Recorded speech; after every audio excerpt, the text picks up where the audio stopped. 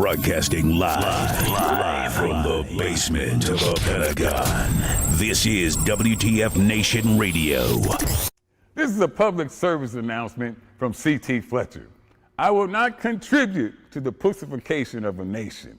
Get your punk ass out there and work for it, motherfucker. Let's roll.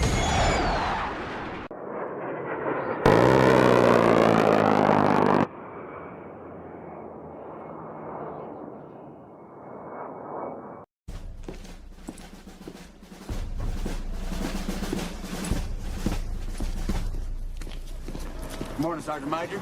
How do you know what kind of goddamn day it is?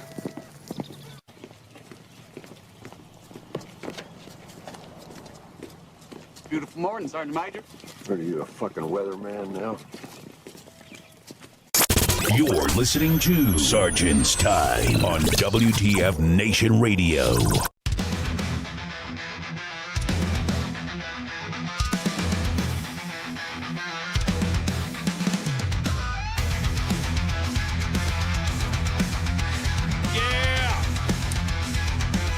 Live for the Functional Veterans Center of Excellence on this 13 November in the year of our government is open. Dumpster fire. Nice your hosts, Sergeant's Time. WTF Moments, WTF Nation Radio. Ice, of course, and in the gutter seat I got the Spricky. Hey y'all. Man, what is going on, Chica? What you doing? Oh, there was more traffic today because everybody went back to work. I was about to say because all the government people went back to work, and they're all like just trying to I'm back. I'm here. So filling up the Dutch Bros line. Yeah. So, feel like you ain't lying. Dutch Bros Coffee is kind of like we're not plugging them, but they're a sleeper. They're a sleeper to Starbucks. I think that we're not.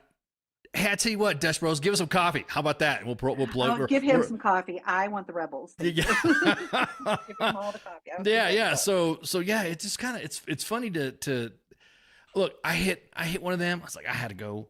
I was on my way. I'm like, oh shit. And I'll admit it. I don't want to say I'm all foo-foo and stuff like that, but sometimes I do hit the Bucks. I do hit the Starbucks once in a while, and if I want to be a little froofy, and I was like, let me try these. Who are these? I'll be honest with you. I thought I was like a little paint shack. I'm like, because the way they're building looks like a paint. Looks like a. Yes. I was gonna say like it's where you buy paint for your for your hobbies or something like that. I'm like, what is this? I'm like, is this a coffee place? Okay, cool. Let me check it out. So I go check it out. I'm like, oh damn, this is better than this is better than the Bucks, man. This is Well, yeah, because they have Rebels like energy drinks, not just coffee, and then they have all the flavors, and I love it. I went there on Veterans Day thinking I'd get something for free. No, they get a discount, but I don't care. I was not going in the Starbucks line for free. Yeah.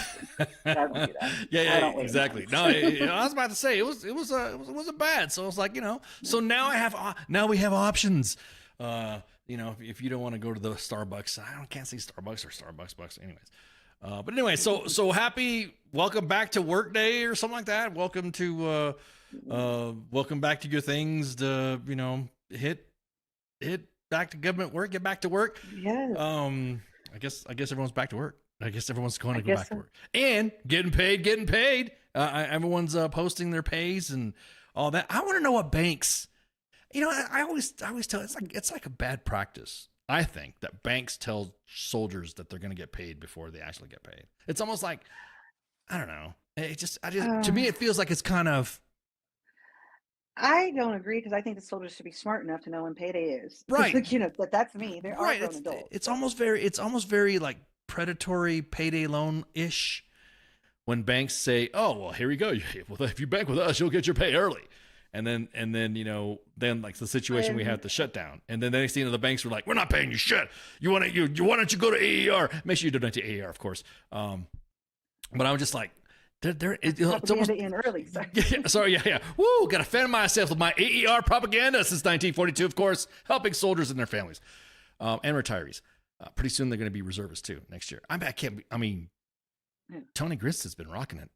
At AER, like so I said, he's he's the dad that went out for milk and came back. And actually came back and brought you a carton of smokes too. And I'm like, yes. I didn't ask for these. Thank you, Uncle Tony. Exactly. Give a little book then. Yeah. Everyone's AER Uncle Tony. But yeah, No. I'm just kind of like thinking that's like almost because you said, I'll be honest with you, you really saw during the shutdown just how true organizations are and how true banks are to their customers and how true organizations that go to when they say they help soldiers, if they did or did not. I'm sorry, I'm still butthurt in the on the AUSA thing. It's like we didn't know if troops were going to get paid, and the next thing you know, here we have. You're spending all this money going Here we're just going that is absolutely not mission essential. Yeah, exactly. Or other units doing things that, like for instance, payday activities and all that, or it's like, look, guys, I don't understand how we were able to like say, well, we're going to use the pandemic as the template after action review. Gonna walk the dog here on the circle back. Circle back here and walk the dog on the practices that we could have had on the pandemic that we could use for the shutdown, and not a damn thing happened. Not a damn thing happened. And exactly, I was literally yelling at the TV watching the vote. Yeah, we covered the vote a little bit, but we just didn't want to go into too much detail. But because like God, it's all the individuals that were going to be for you or not for you. You saw your government in action. Yes, you did. One side saying it was their fault, another side saying there's the other fault, another side sneaking some shits in to get it, and then people were just like, yeah, fine, just have it, just go ahead and do it. Yeah, and going back to the bank thing though, I don't really see it as like that because again, you are getting paid early every single payday. It is just the same, right? As any other like getting paid the 2 or 3 days later. And I guess it's just like they know like that you have a pending deposit, and they're just like, oh well, we're gonna get our money. Here you go. So have it early. I don't know. Well, and they have it early, but then again, like I said, that one time the money didn't come in, and all of a sudden everyone started ramping up. We even some of the examples like military housing. Hey, we know you're not going to get paid, so guess what? Go to AAR, we're going to evict you.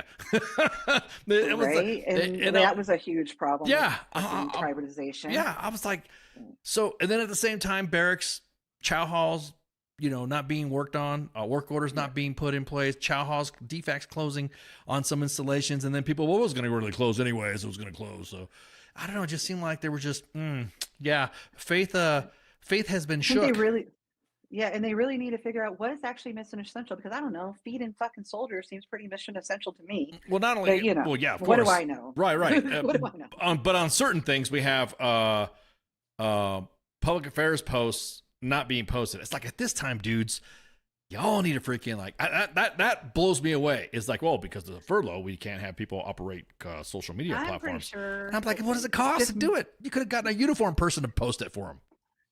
Well, I think this is just my opinion. I'm pretty sure that just came from our SecDef, or whatever you fucking want to call him now. That guy probably had something to do with what we could and could not do when it came to the PAOs could and could not do or could not work because they were, I could see that, but there's some stuff there. I'm gonna tell you what, there were some rogue pages out there. I'm not gonna call them out because they did good. They were posting good resources and links and stuff for the troops for their installation. And I think, like you were saying, I think they went rogue. I think because there was like, how come other pages aren't posting this, but this individual social media account from his organization posted? And I think, real quick, guys, reschedule your posts. You can edit your dates, right? So re-edit your dates. That way you don't get in trouble. Because we were thinking like, should we post these guys? Should we drop the dime on them? But then again, I'm like, these guys are actually posting resources. They were right. And just thinking back, like, I mean, you and I have been through several military shutdowns. Yeah. I don't recall ever, well, let me think. Last couple were during social media times. Yeah. Like ever that like happening before where the official pages weren't allowed to post anything. Right. I'm like, I know there's soldier PAOs. There are soldier PAOs. Right. Like, they're out there. So, and I said, I don't remember that ever happening, which is why I attribute this to Hexeth and his whatever rules that he came up with, or whoever he directed to make the rules for this, whatever. So that's my opinion, just because it had never happened before. No, I understand. I understand also the some of the stuff. Hey, what's up, David? Some of the stuff that other organizations I think could have posted, but didn't want to do it because they didn't want to get in trouble because of the current climate and stuff. You know what I mean? So it's like they don't know. Right. They don't know. Like it almost seems like the walking on eggshells policy has everyone walking on eggshells now. It's like, do I post this? If I post this, am I going to get fired because someone's going to consider me rogue, woke, alt right, or what, or alt left, or whatever, just because I'm trying to inform my troops? You know what I mean? I posted about a food bank, and oh my god, now I'm, yeah, exactly. Now I'm getting relieved because I posted about what. Yeah, exactly. I will say this though. I'm glad you brought that up. I will continue to advocate any installation near you. I know most installations where major military installations are at in some states have food banks. If anything else, that's the time right now. Right now is the time to drop some chow off. If you got some. I mean, this may sound, I don't want to be too callous, but you never know that ingredient that you don't have in your pantry that you don't use could be something to help a service member in need to get basic food items. They might need it. You know, there's some ingredients that you have in your pantry that could help somebody in their specific, dietary tastes. Might be able to help. So just saying. So I would suggest still to this day, continue to donate to AER and all your service relief organizations, and continue to donate to food pantries. That's where I go. I mean, we've done the junking before, taking stuff to Fort Hood to drop off at the Soldier's Closet, Fort Bragg or Fort Campbell. We've all done that. So it just helps the troops out, and also it's one of those big lessons learned that we saw. I'm like, man, dude, you're freaking. Really? you let these you're not gonna let these kids and also AAR note, some of these food pantries need, I think, during a time like a shutdown, need to change their hours. Corey back at Bragg. no. Change their hours instead of having 19 minutes in back at Liberty. Three times a week or every other weekend is not going to be good for troops that are either coming out of exercises or doing training. So, True. And I will say, I do know a lot of the local ones here in the clean area, like did a lot more like, oh, we'll meet you here type things, like they had it at the mall. Yeah. So different places. So it's like more convenient, not everybody has a car and all right. that too. Exactly. So Exactly. I noticed them doing. Exactly. Yeah. That right there, I think would I think me personally, I think would have helped if there was more, again, there were some leaders out there that were actually getting it. You know what I mean? And Pip says, and yet they're common now. That's what's sickening. Exactly. The fact that you have to use you still have to use it is bad enough to have a food bank.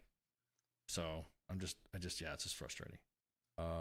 First one we recall was Clinton. Yeah, that was the one, man, the Clinton one, that was a crazy one because those jokers. I remember getting my checks split in two because they were like, no, we're not paying you. Yes, we are. Yeah, it was, and I think it was over a fiscal year too. So that even messed it up worse, if I remember correctly. Well, did it not happen to where the, because I remember during the Clinton one, that we were on the way to a range and we got turned around and they were like, you have enough fuel to go back and only enough to go back to your station.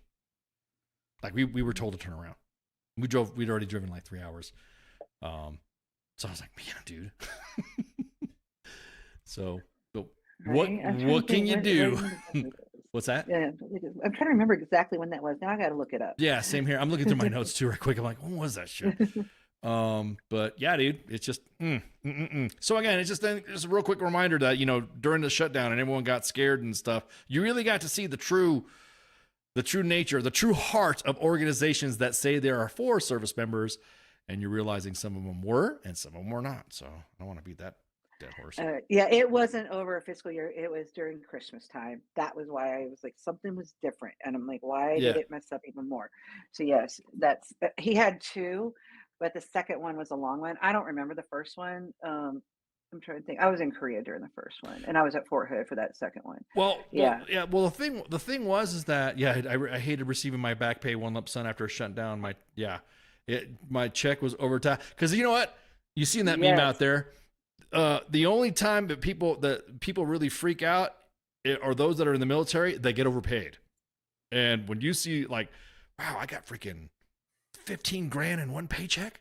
You know, holy Yeah, but crap. then you get taxed like it's a bonus at Yeah. like the 28 or 32%. Yeah, exactly. You that get you normally wouldn't get right. taxed at that. Maybe you'll get it back. Are you depending, like, but still, I'm like, I Should be didn't even tax free. think about that now you're going to get taxed at that higher rate for that You should be tax free. Matter of fact, everybody who serves in the military should be taxed. That's just me. If I was king for the day, if I was the grand admiral of the military for a day, I would If you join the military, it doesn't matter what status you are. It doesn't matter if you, with the obsession, of course, I would say maybe a tax deferment for government civilians, DA civilians and Department of the Air Force or whatever. or at least more tax cuts. More tax. Exactly. For civvies, for the govies. Yeah. But if you're in the military, you join whatever status, you're in the guard, you're in the reserve, you're active duty, you don't pay taxes. You don't pay taxes. I even think now, like my checks, if I didn't have to pay taxes, it'd be almost $1,000 more. I'm like per month, like I guess, like thinking all the deductions. So yeah, that would go way better. Right. With, I don't know, soldiers not having to, rely on a food bank on a regular basis. Right. Then, and then of course, you know what Big Start, well, not Big Start, but what those payday loan places and those dealerships out of the gate, they'll raise their prices, or the economy will be screwed up around the military installation because they know that you're getting tax-free money. And so, I mean, they're going to be like, oh, you're making more money now, so we can raise our rates, so. Mm-hmm. Oh, and I like that comment, and I so agree. Travis says they need legislation that locks Congress and Senate into chambers 7 days a week without pay until they resolve it. And suspend all other legislation until it's passed. I think they should do that if they can't pass a budget. Like, you're on lockdown. Right. Yeah, because that's another thing too. Job out. That's another thing too. Reopening the government right now is only opening the government until January of 2026. So pretty soon we're going to be in the same mess in a few weeks. Because it sure ain't gonna fucking come to any resolution. Right. And I don't know. I'm being a pessimist. Let me stop that. No, now at this point you're being a realist because this is our government. Yeah. Everyone's like, oh my God, dude, really? Every freaking time. There should be no taxes on enlistment bonus. Yep, there should be no taxes on enlistment bonuses. There should be no taxes. You should not be paying taxes for serving active duty, reserve, or National Guard. Nope. Matter of fact, when you should be paying but this is gonna be a Monday edition show. Yeah, taxation of staff. Right? How about that? Taxation of staff. Yeah. If you pay, shouldn't tax my fucking retirement check. Yeah, exactly. Don't tax my retirement check. Whatever. I'm be surprised there's some states out there that would want to, or the government wants to tax veterans benefits too. So it's like, don't even get me started on that because everyone's like talking about. Now the conversation's coming back to where, let me circle back to this conversation here. Everyone's talking about veterans scamming the system and we get overpaid or not get paid or we shouldn't be getting paid or whatever. So it's kind of like, God dang. Dude. And I'm just like, dude, like, you know what? That recruiting office was open to you too, fucker. Don't right. Do that. Consider and that. I'm like, yeah. I sure earned every fucking entitlement, not in handout. Yeah. So be mad. And I wish it would have been easy to fucking scam the system. be mad. Yeah. I'm about to say, that's the thing too. It's like, motherfuckers are scamming the system. How do you do that? It's There's like so many people that can't get what they deserve. Right. Because, Exactly. So Exactly. Yeah. Exactly. Oh, okay. So now, exactly. So you're like, well, dude, and it's the guys that are like really struggling to get their percentages for duly, like no shit, they got legit injuries and stuff. And they freaking they sure didn't like the idea. Well, and Paul Rand and others, you talking about what idea you talking about, Corey? That's some civvies that never been shot at. Yeah, exactly. It's almost like you said, the recruitment office was open for you too. And there you go. Mm-hmm. It just like so. I understand how we can. They'll find something else to fuck with and stop thinking, just because someone can walk, it's okay. They still have a disability. Right. But they're not walking right because of the disability. That's another thing too, of the disability. I mean, Radar said it perfectly in the Smoke Pit. If you guys listening on the Wednesday shows with the Smoke Pit and Sports Bar, Radar put it well said. He said, I would give all my VA benefits back to make me whole again, to put me back the way I was. I'll be the same way. Take my money to put me back the way I was, and I won't whatever. I don't care. But we're all old and beat up and everything else, and taking pay away. Okay, gotcha. Yeah. So again, still waiting for that behavioral health stuff too. You ever notice that never comes back up? Oh, think about the troops. Think about the troops. Think about the troops. Mhm. Yeah, okay, think about the troops. Think about the troops. Okay, let's talk about their behavioral health. Yeah, Like, let's how much stress were they just under? yeah, what were we Undo. talking to? Yeah, let's oh wait, how about how about Yeah, remove because if they didn't cannabis? if they didn't do their jobs, they could get, I don't know, put in prison because they got Right. AWOL. But these fuckers up there, ugh. Yeah. So Oh, this well, is we're just we trying to did keep we everyone okay, calm. we're skimming the fence here on Yes, Sergeant's Time in the Monday edition. just barely, because Just it's all barely has to do skimming with the our surface. soldiers. Yeah, because so I would cut it off. Like, to me, like, I'm sorry, I got a bill. I don't do politics. yeah. So here's the thing. Now that the government's opened back up, you guys are gonna have to understand that a lot of things that were being delayed are gonna have to get. You're gonna have to be patient now, and you're not the only one that was set to PCS, that was set to retire, or set to ETS. There's gonna be some backlog on there. So I think the 45 days thing I think was kind of smart by moving everybody 45 days. Now it's more. I wonder what commands put their soldiers on details that got extended because of the shutdown. All right, let me tell you what. If I was stop loss and I was ETS, and I ain't fucking doing shit. Sorry, unless you like, it ain't happening. It's not happening. Yeah. Yeah. No. I'm No, just no, saying. no. I'm just saying. People are like, yeah, there was actually a suggestion. We saw text. We even talked about it before in a previous Sergeant's Time. Even Fancy Bear did a meme. Send guys out to GRTC to do push pull team stuff, and they're like, okay, I don't know if you should do that. But yeah. Anyway, so again, guys, gals, be patient. Yeah, the stuff's gonna come open. Your PCS will happen. Your household goods will get shipped, and so now I'll be honest with you. There should be some like reimbursement pay. Like, because of Oh, all this, absolutely. like this is like, it's almost like extra pay. Remember back in the day when they were like, hey, if you got stop loss, you got a specific amount of pay additionally added to blah, blah, blah. And then they realize how much they screwed soldiers over, and they go, wait, we shouldn't have done this. And then they stopped that, right? They stopped the stop loss, the bonus thing. And then what happened? After you spent 12 months combat deployed in, pick your country, Iraq or Afghanistan, any additional month after 12 months, you got paid, whatever. Well, then Right. extensions started happening, surges started happening, and then all of a sudden that money, it was like, oh, wait a minute. Hey, we did not talk about mold in the barracks? Yeah. If it's that, Well, the other. Oh, sorry. Go ahead. no, if it wasn't for Hots and Cots being on top of it, Rob at Hots and Cots, we would still not get no traction on a lot of it. So Exactly. Well, and like I was like more concerned about these soldiers that, let's say, they got stopped in a PCS mill. right, They've already moved out of a house. right. Stuff like that. Because I know I was out of my house probably 10 days before I flew to Korea Mm-hmm. and staying in a hotel. So I'm like, well, what is that? Now I'm not gonna be able to stay in the fucking hotel forever. Right, You know, right, exactly, ugh. exactly. Yeah, what a mess. What a So freaking hopefully mess. they get those people out and the ETSers out, like first. But Yeah, it's just like everything's gonna like that backed up for the last month is now got to shoot through that same pipeline that used to, they would have handled them a month ago, but now they got them and the ones on top of them and back. Yeah. So be patient and don't blame the people that are there, because it sure is fucking their fault. yeah, for sure, for sure. And again, now would be the time to everyone, woosah, inhale, exhale, because there's going to be a lot of nerves racked. There's going to be a lot of individuals that are going to be, like you just said, going through a lot, and you're going to have to be patient with them and understand where they're coming from. I think, should go all ranks, because there's going to be some individuals from the private all the way up to the general that are probably getting out, that are probably waiting to get out and stuff like that. Obviously, a general would probably more recorded to be expedited just because of his rank. It's just the way it is.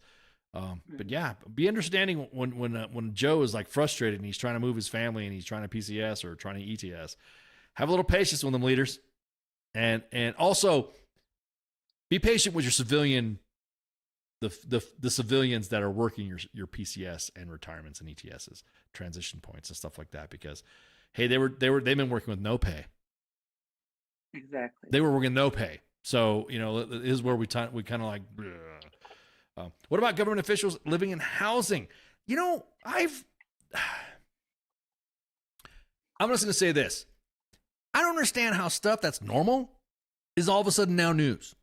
like stuff that we kind of like already knew. So and so stays on post because of this. Well, we already knew that. Right. Or warrior ethos. It was everyone's warrior ethos. I was like, we kind of like always talked about that. As a matter of fact, me and Spanky used to make fun of it back in the day because you had to make sure you had this little dog tag on your dog tags alongside your dog tags. Right. So it was like, you didn't have the green dog tag. with the yeah. other dog tag. So I didn't get why. As a matter of fact, let me post it. I posted it on social media, and I said, why is everyone talking about warrior ethos being like, it's almost like everyone's mocking warrior ethos stuff just because he said it. And I'm thinking, y'all know, back in the day, it's like, don't be shit talking the warrior ethos because you're acting like it was never a thing. You act like it was never a thing in the Army, even though it was. As a matter of fact, let me post this up right here. There it is. There's my warrior ethos dog tag. I'll notice on my Napatayan coaster there. Warrior ethos dog tag that we had to wear on our dog tags. And me and Spanky made fun of this. Got to make sure you have your tag straight up because you either had the dog tag. You had that one, and then you had the green one with the Army values. Yeah, on it. yeah, you had the plastic one. I Yeah, got 17 fucking dog tags. yeah, you had other stuff. Yeah, exactly. Or if you were involved in some medical testing, you had other stuff hanging off of it too, or you were allergic to something. And so now everyone's crying. Everyone's crying about this warrior ethos. Oh, look at this. I'm like, why y'all? This is nothing new. We've all. I don't understand how things that we've were routine are now everyone's making a big deal about this being new, and it's like, oh, this is so cringe and all that, bro. Where were you at? I mean, were you in the Army during this time where we had to wear this shit on our dog tag? So it's not clutch your pearl stuff. You know what I mean? Just kind of like, or clutch your dog tag. Oh yeah, ooh yeah. Don't be clutching your tag. Don't clutch your tags. But everyone was shit talking the warrior ethos as if it was never a thing in the Army, and so it's like now we're crying about it because freaking he said it just because Hegseth said it. I was like. There's just some things that looks like a Legend of Zelda emblem. That's a Knight Psyop Battalion crest. It really does. Yeah, it's win the mind, win the day. It's mind wars. It's mind. Psy war, I war stuff. Zip zap. So here's another one too. It's Triforce now. I've decided. You're right, Pip. Yes, I have my Ghost coaster here for my other drinks that I have. But yeah, everyone's making a big deal. It's like, dude, just stop. It's not a big deal. It's always been there. Stop making the military the media piece when it's not really important. I mean, it's not a big deal. That is soldiers put boots on. News at 11. I'm like, well, who cares? You know what I mean? They put the left one on first. Yeah, exactly that. Soldiers are now using new bootlaces. News at 11. Scoop. Like, what are you talking about? This really is not a big. It's not a big deal. It's always been in the Army. It's always been part of our military. Pretty soon, soldiers are required to wear headgear. Motherfucker, you're always supposed to be requiring headgear. You know what I mean? I don't know where this shock is coming from. Unless you look at the inbox or you look at some of the social media posts of soldiers not being in complete uniform and then wondering why. I'm going to say this. Something gets posted on social media and y'all crying about something get posted on U.S. Army WTF moments, but then don't say anything about your soldiers posting cringy-ass TikToks. That's why it's not coming down. So. Mm-hmm. I still have Josiah. I still have my warrior ethos tag from basic 2012. 2012. Yeah. You joined the Army in 2012? Yeesh. Oh. Okay. I was just thinking. I was already. I was about to say. I was thinking about what was my rank at that time? Holy crap! I was a master sergeant at the time, and I was almost past 20. Damn. Oh, Josiah just throwing the dates in there. Thanks for making me feel old. But yeah, so it's like it's not a. Oh, no, it's not news for the. Sorry, you got me all confused. I had to really think back. Yeah, I had to think back too. I was like, where was I at in 2012? So again, it's not big news. If normal Army stuff or normal, I don't know. I think that's what the soldiers are getting tired of too. It's like a lot of soldiers are like, yeah, okay, some of this stuff is cringe. Every single SecDef that we've had has been cringe. No matter what. Oh, and no matter what they say. Another. In one way. Even you, Grinston. We still love you, though. Yeah. Even you. Exactly. Hey, what's up, Zoltan? It's been a while. Hello. Yeah. Stained. Yeah. We need to go back to wearing and polishing boots. Oh, man. Here we go. No, we don't need to do that. No, we do not. It's discipline. No. Discipline stuff. All right. Back in 2012. Back in 2012. Back in that day. Back in my day. Back in 2012. Yeah, I remember 2012. 2012 was a good year. Good year. you know, so just experiences may vary. yeah, experiences may vary. Yeah, exactly that, depending on what organization you're in. Good. Yeah. No, I was thinking, I really am thinking about where I was, and that was not a good time in my Army career. Yeah. So, Mattis was cringe. Yeah, he was. Mattis was cringe. Absolutely. Yeah. Totally. Yeah. With his Mad Dog. Oh, With his Mad sorry, Dog stuff. Yeah. Oh my God. Are you talking about the simping on Mad Dog? Man, holy crap. Yeah. Y'all were doing Saint Mattis memes and stuff like that. Don't be talking about yeah. I do not worship Mattis. Yeah, I was about to say. Not I. Yeah. Man, yeah. Maybe that's why I had a name Mad Dog. I have a hat that still says it when these soldiers got yeah, I was about to say, everyone's like, not every single one was cringe. Every single one had their own little idiosyncrasies that you went, oh yeah, oh God, that was pretty cringy. But you didn't want to say it, right? Why? Because you were back at WW Vietnam. Yeah, exactly. Chandler's was the tattoo. Yeah, Chandler's was oh my God, Chandler was more than that. But yeah, I'm just saying. But every sec dev that we've had has always had some point of cringe that we just Roger that. That's just the way he is. Oh my God, how fucking cringe. Yeah, we go far back enough. Like when I was a private, that one got relieved or something. Gosh, what was his name? Are you talking about Les Aspen? There was the one that got like busted down. Wait, are you talking about SMAs or are you talking about Secretary of Defenses? No, it's SMA. Oh, you're talking about... Oh, my God. Oh, because people are like throwing other words in there. You're talking about SMA G. McKinney. Is that the one you're talking about? The guy? I don't know. I'd have to look his name up. I'd recognize his face before I remember his name because I can't remember right now. Yeah, he was the only SMA that got busted down, retired a master sergeant. But yeah, that's the only one. Yeah, I guess that was his name. I'll recognize his face. Yeah. I'm about to look him up. G. McKinney. Yeah, he was the one that got that finished his gig. I'm talking about sec defs though. Every sec def that we've had has been there. Like I said, and again, I don't understand because of social media. We've allowed individuals to not be professional, but don't want to enforce professionalism, and they'll go, "Yep, yeah." Like I said, I have been around cringy elected leaders, and I just like, Roger that, 3 bags full, Mr. Secretary, and that was it. Because why? Because you couldn't snap back at him. You couldn't say you're fucked up. You couldn't say any of that stuff. Donald Rumsfeld was more of an asshole. Yes, it was McKinney. Yeah, sorry, I just found his picture. Okay, gotcha. Yeah. Rumsfeld was more of an asshole than cringe. Okay, yeah.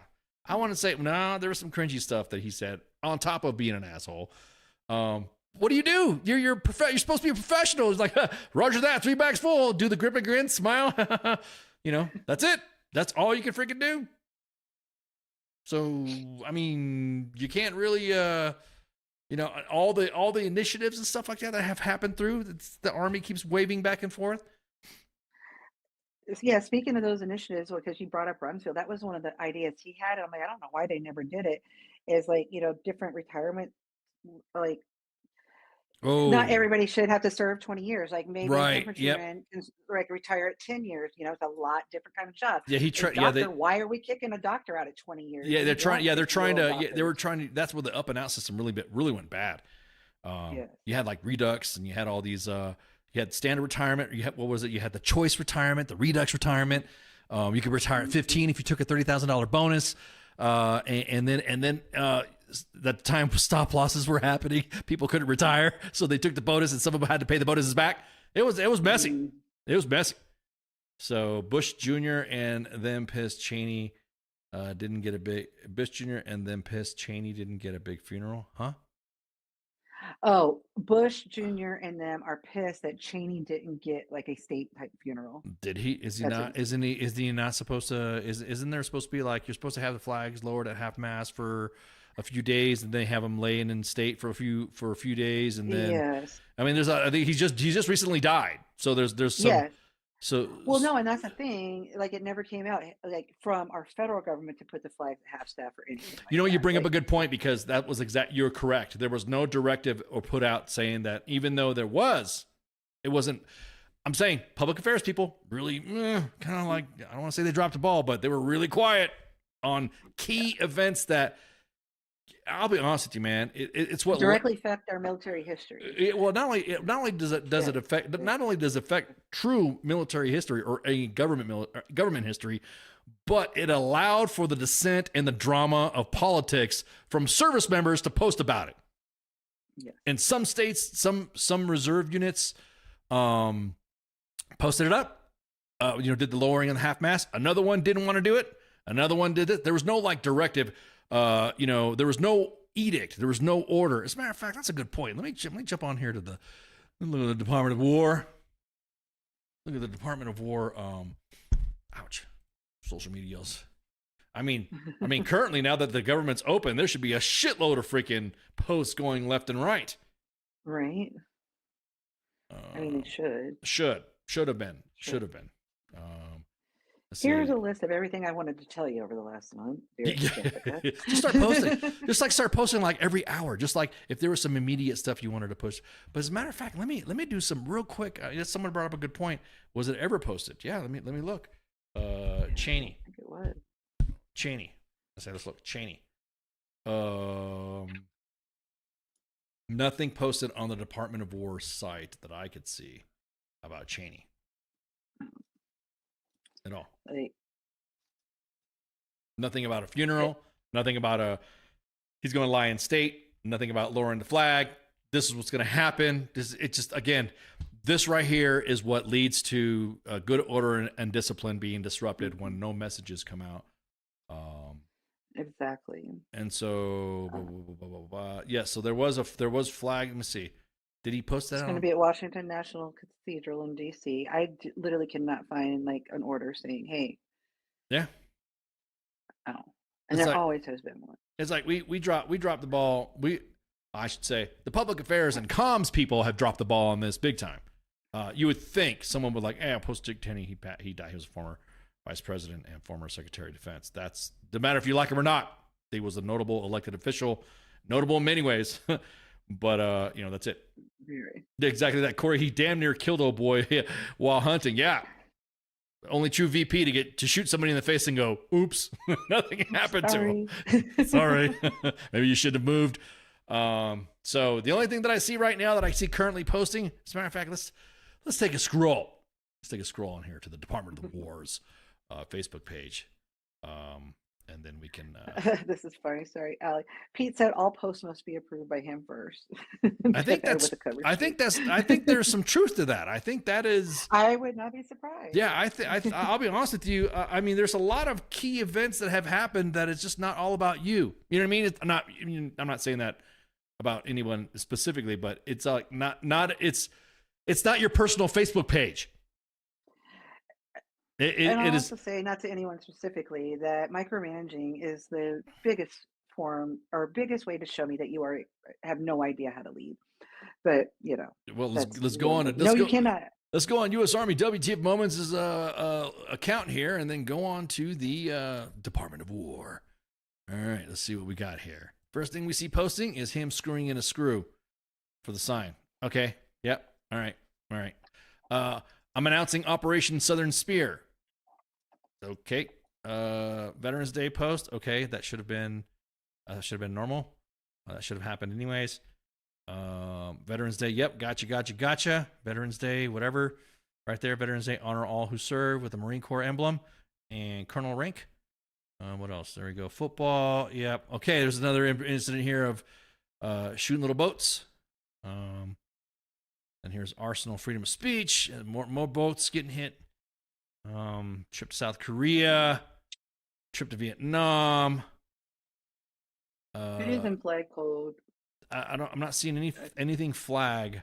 When did Dick Cheney? No, nothing on there. But I had read in a comment that it's law, and it's in the flag code, so it's not really law. But yeah, that for the death of a vice president, chief justice, or speaker of the House, it should be lowered for 10 days.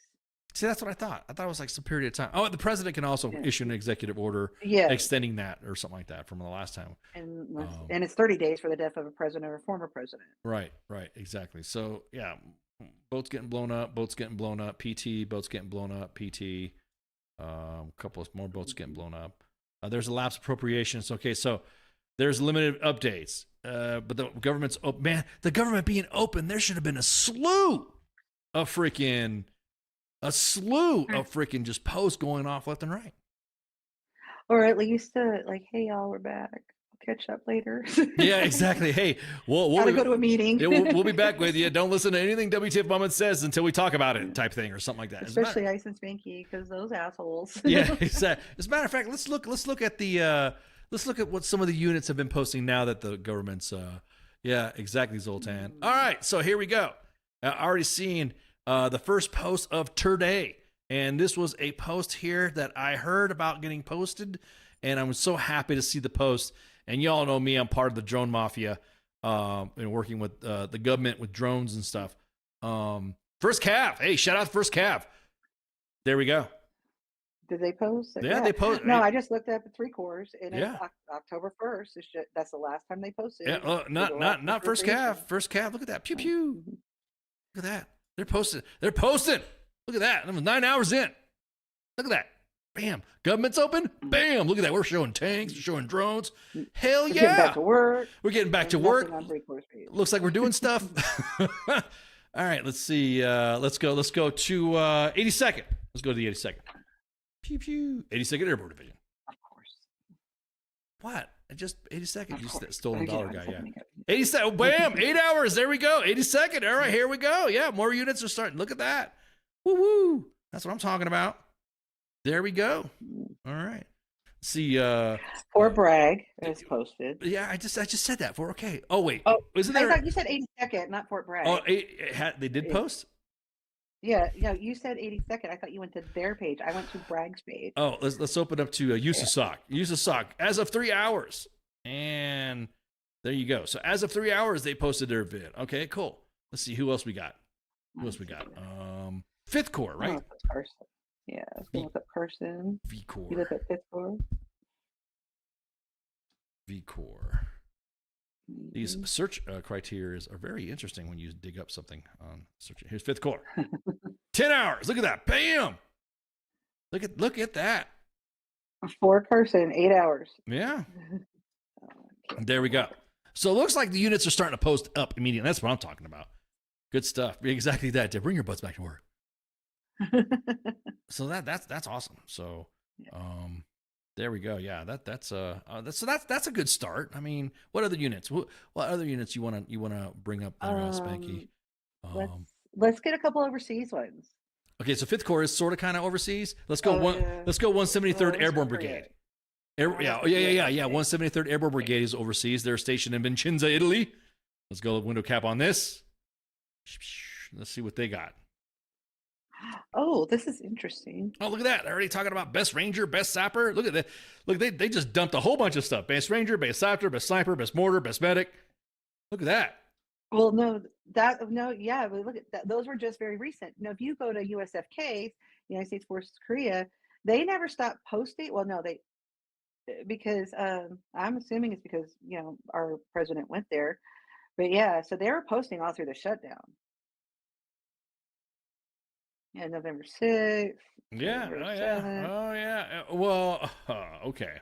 Now. Okay, so now they haven't posted since the 7th now. Yeah, so I'll be honest with you. This is, I want to say that this is a, hey, post this and let everybody know that I was there type post. Yeah, I mean, I'll say it. Yeah. Why are they the only major command that we've looked at that posted during the shutdown? Right, exactly. So, yeah, Inner's ring. All right, let's go. What's the other one? 2ID. 2nd Infantry Division. I think they started posting too. I speak to them over there, and yeah, so they're the same thing. So October 1st, yeah, so they just started posting as of 54 minutes ago. Yes. They're like, oh shit, they're highlighting us. Quick, somebody get a. So there's a general watching Sergeant's time right now. Quick, post something. What are you talking about, sir? Just post it. Post a visit. But that didn't happen. It's the PAO sergeant major that's out there yelling now. Yeah. Now get on this. Yeah, but that didn't happen. They're fucking calling us out. Yeah, but that wasn't until 2021. What are you talking about? You want us to post a 2021 post? Did they really post something in 2021? Look at that special U.S. Forces Korea, September 27th. You see that? I'll bring it to the top of the screen. They shared it. They shared it September 27th, 2021. Huh? I wonder. That's weird. And they just shared that. Very weird. Yeah, it's very just shared. Were we going back in time? Anyways, so there you go. So it looks like everyone's starting to post again. Hey, that's cool. I mean, everyone's finally posting some stuff. I wonder if we'll start getting stuff in the inbox now. Yeah, that post that you posted a long time ago, blah, blah, blah, blah, blah, during the shutdown. Nah, we ain't taking it now. We didn't do that. Yeah, we ain't do that. Nobody saw nothing. Yeah, nobody saw anything. What are you talking about? So first squadron, 4th Cavalry Regiment, PSYOP did. Let's see what other ones. Zoltan always on track. Zoltan was always throwing out some good resources out during the shutdown. Let's see. Absolutely. Thank you, Zoltan. Yeah, Zoltan rocks. Navy people did. Air Force people did. Yep. So it looks like slowly everyone's starting to get back to work. So maybe I should run over to the WTF Moments inbox after the show and say, what's going on here? What do we have? So Yes. let me see. I think that's. I think that. What's that? I said, yeah, I don't know. I think that was it for us before, we got to get ready. You got somebody coming on. Yeah, I got somebody important coming on. CSM retired Dan Pinion is going to talk about upgrading a Medal of Honor. You guys know the last time we worked in for advocacy of a Medal of Honor upgrade was with Sergeant First Class Alwyn Cash. And so now this time, this is going to be for Sergeant Marquees Quick. And when you hear the story, I mean, everybody has known this back in the day as well. And so we're going to talk about Sergeant Quick. We're going to talk about what Dan's doing to get it upgraded. And we're also going to talk about the scenario of what happened, what the situation was. We got cartoons and slides to show everything, to show you guys, to give you guys man, I'm sounding like that freaking One Punch Dad Colonel again. To show you the common picture, the picture of what's going on, of what happened during this event. And then, and what Dan's doing. He's also a noted author as well, and a friend. So he's going to explain what the processes were to give you guys what he's been going. Now, mind you, the situation between Alwyn Cash and Sergeant Quick's medal upgrades are different because there were 2 different scenarios and stuff like that. So he'll be able to break it down. I got cartoons and slides for that too, and then. You know me. Well, come on, man. We got 2 retired, E9s here talking, so we're going to be blabbing and blabbing. I think that's it. I think so. We're going to take a break right quick to get Dan set up, and then he's actually kind of set up already. He's just been listening in, watching us, watching us shooting the breeze. I always feel like. All right, so we'll be right back, and everyone take a break, smoke them if you got him, hit the head or latrine, or do some push-ups, and we'll be right back. Shots. WTF Nation Radio. WTF Nation Radio. Take it from me, Ice. You can't just float around space not caring about stuff forever. The voice of U.S. Army. WTF Moments. This is WTF Nation Radio. Shit in the bag, Pogue. WTF Nation Radio. WTF Nation Radio.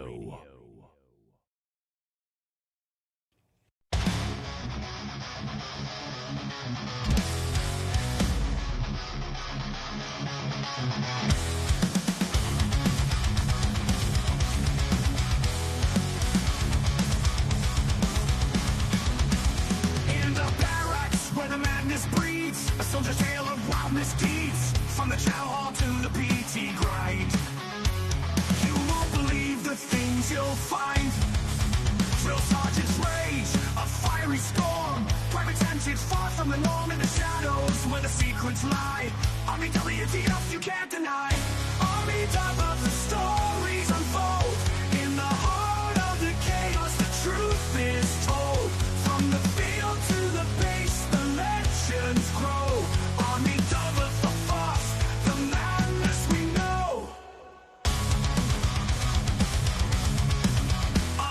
Stuck in the mud so deep, and then there ain't no time for sleep. Emerge straight like golden hand. The strangest sights in this foreign land. Drill sergeant's rage, a fiery storm. Private antics far from the norm, in the shadows where the secrets lie. Army WTF you can't deny. Army top of the stories unfold. In the heart of the chaos, the truth is told.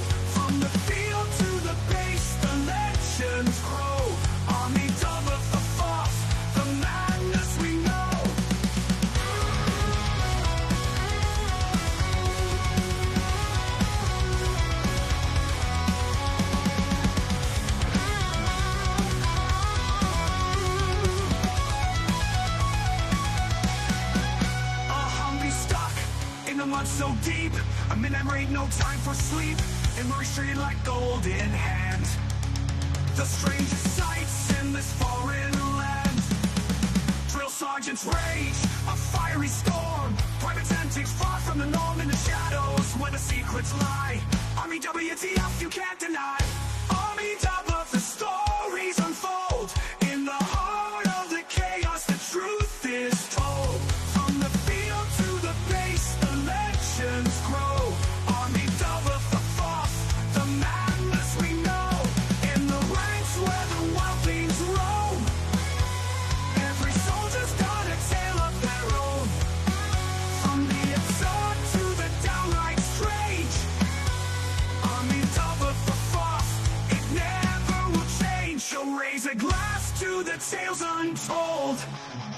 In the Army's world where the brave and bold live the moments that make us say Army double for fourth every single day.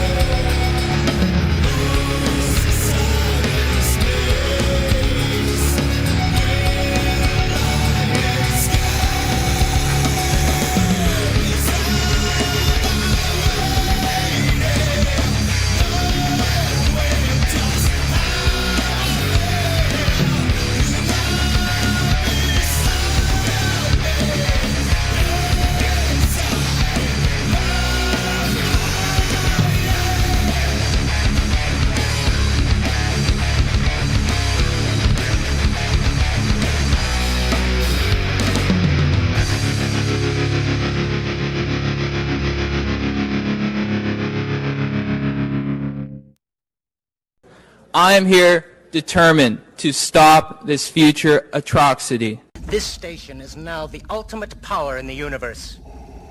I suggest we use it. The voice of U.S. Army, WTF Moments. This is WTF Nation Radio. I find your lack of faith disturbing. Everything stated on WTF Nation Radio is to be considered the opinion of the person that stated it, and not an official representation of WTF Nation Radio or U.S. Army WTF Moments. Price does not include tax, title, or license. Some assembly required. Each item sold separately. Batteries not included. Objects in mirror are closer than they appear. If conditions persist, contact a physician. Individual results may vary. Keep out of the reach of children. Avoid prolonged exposure to direct sunlight. Keep in a cool, dark place. And please enjoy the show. Shots. And we're back with our guest, CSM retired Dan Pinion. What's going on, big man? Yeah, not much. Good to see you guys. Yeah, man. Thank you so much for coming on here and shooting the breeze with us. I mean, we're going to cut to the chase because there's a lot of information we got to put out. And so I just want to thank you for hitting us up and then, engaging. And like I said, we have mutuals. So it was cool to connect and then to get this story out. Tell us about yourself. Ooh. Okay, I wasn't ready for that one. Welcome to every Joe going to a promotion board. yeah. I'll do the NCO Creed before I do that. Push-ups first. No, I'm just your average guy.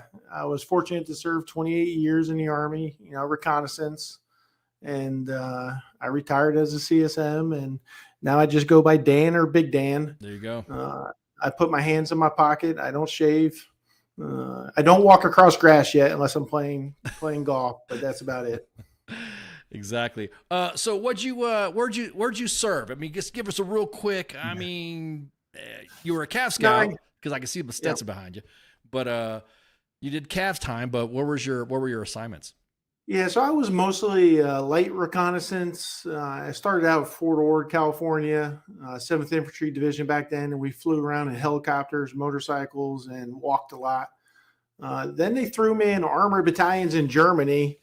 I picked up a German souvenir of a wife, so I did as much time as I could in Germany. So most of my career, almost 15 to 17 years, has been in Europe. So very little stateside until I actually was a sergeant major. Mm-hmm. Then they wouldn't let me go back to Germany until the last assignment. But mostly armor battalions after that. And then I was fortunate to lead or be responsible for a Cav squadron in 3-1 Cav out of Fort Benning, Georgia. That was one of the highlights besides being the first Armored Brigade reconnaissance troop. Mm-hmm. But most of my experience is Europe and then, light reconnaissance, going deep and walking a lot and hurting our backs. Yeah. No. But that was back when Cav was Cav. It was Cav. I'm a First Armored Division alum myself, so of course I got to throw the love out as well.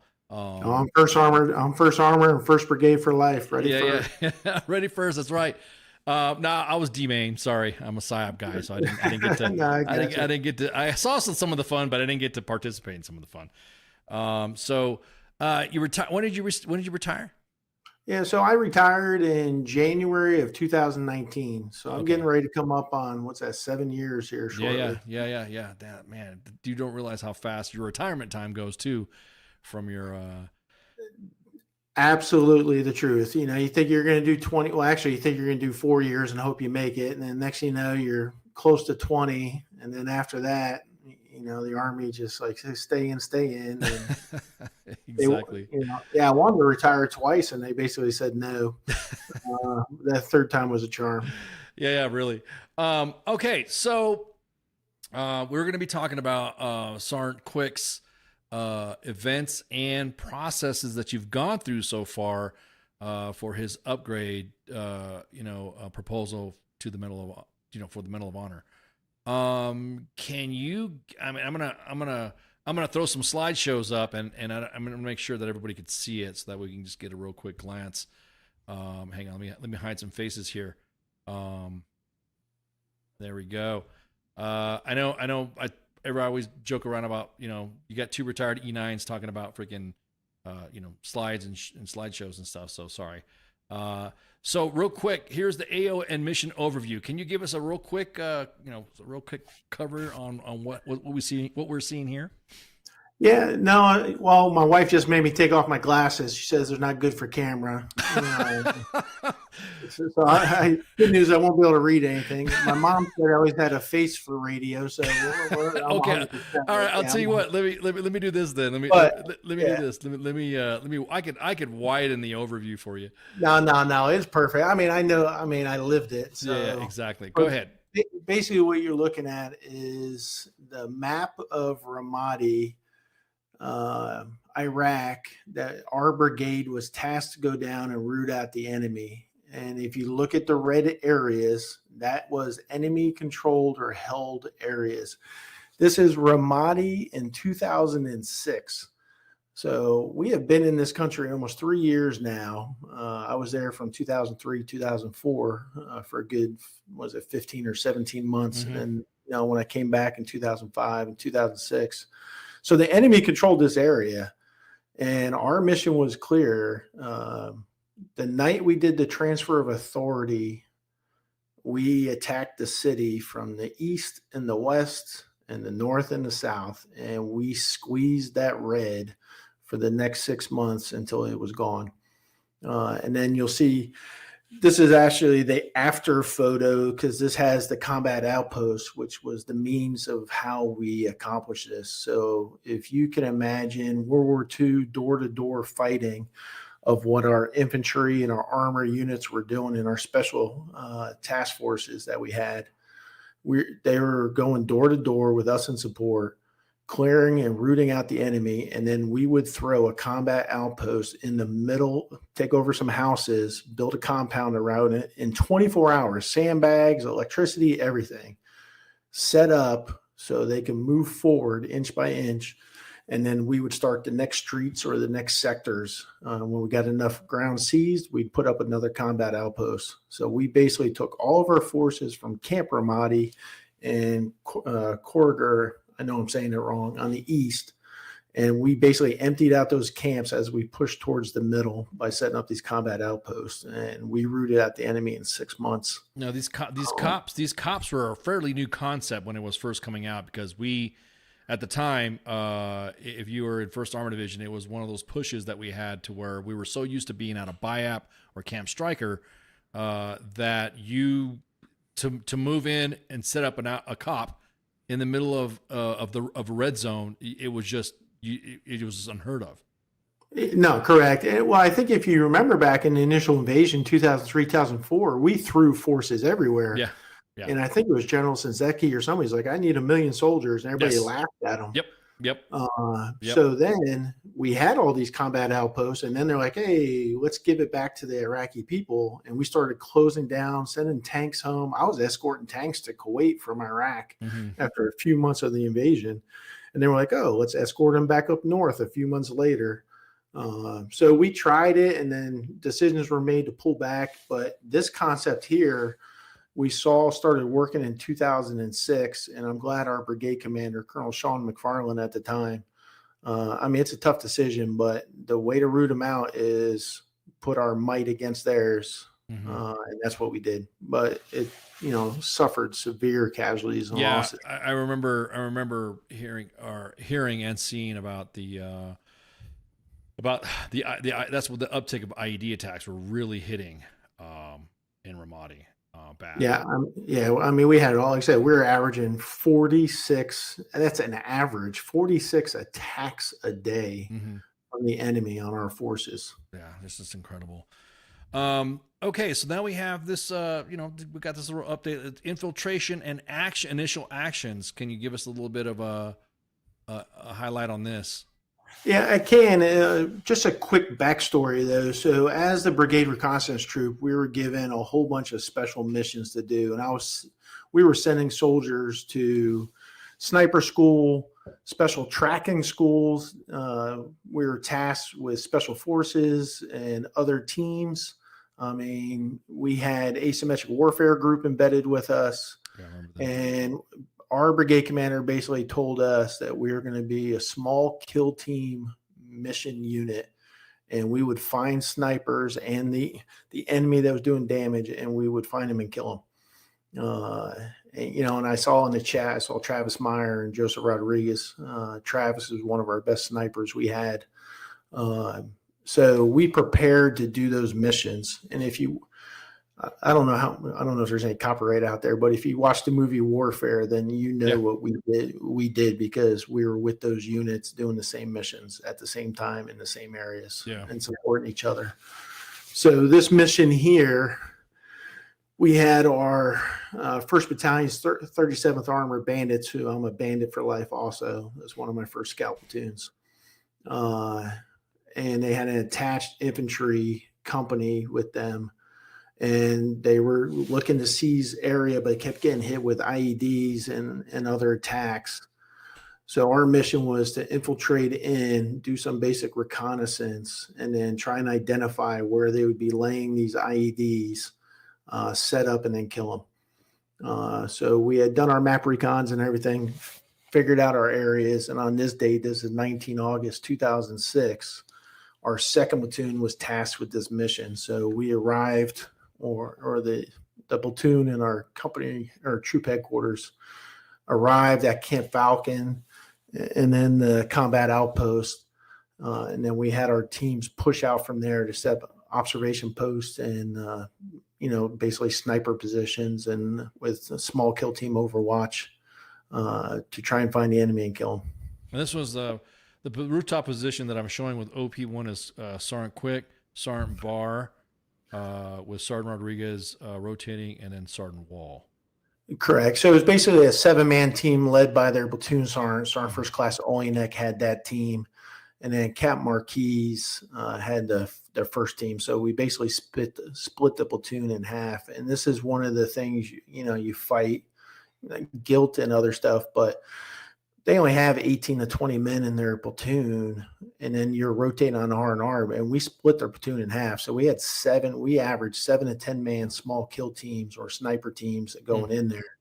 In comparison, when we were with the Marines down there, they would put 40 men in a house and just fortified. We went with more of our SEAL team tactics that we were operating with, smaller numbers, trying to do the reconnaissance, not seeing. But this house here, Sergeant Quick was in with 7 men, 4 up on the roof and 3 in the house with the family. And with the family, the interpreter had his family with him too? Yeah, well, no. So normally, like I said, what you want to do is pick the house locations that you think have the best, line of sight, overwatch, et cetera, to the designated area of interest or where you think the enemy is going to set up. You identify the houses on satellite, and we've done patrols in those areas in daylight. You get to the house, and there's normally an Iraqi family there. Gotcha. So you sneak into the house. I don't want to say capture the Iraqi family, but you detain them, tell them what is going on and what you're doing, secure them in the safest spot in the house, and then make sure they're protected. And then we at the time we're going up on the roofs and setting up our sniper positions or our ambush positions. Corey, in the comments here, who was the flag officer in Iraq then? That would be General Hertling, correct? No. We're a weird situation. So our brigade, our division headquarters didn't deploy. So our brigade fell under 2nd Marine Expeditionary Forces. Gotcha. Okay. And then we went under Multinational Corps Iraq, which was General Torelli. Torelli, yep. And then Multinational Forces Iraq was General Casey. Okay. So we were our unit was in a Armor Brigade, 1st Brigade, operating on their Marine Division and working with Navy SEAL teams 3 and 5 and asymmetric warfare groups. That's right. So, because I remember rotating the D main that's when the Marine HQ came into BIAP. Correct. To take that. I do remember that.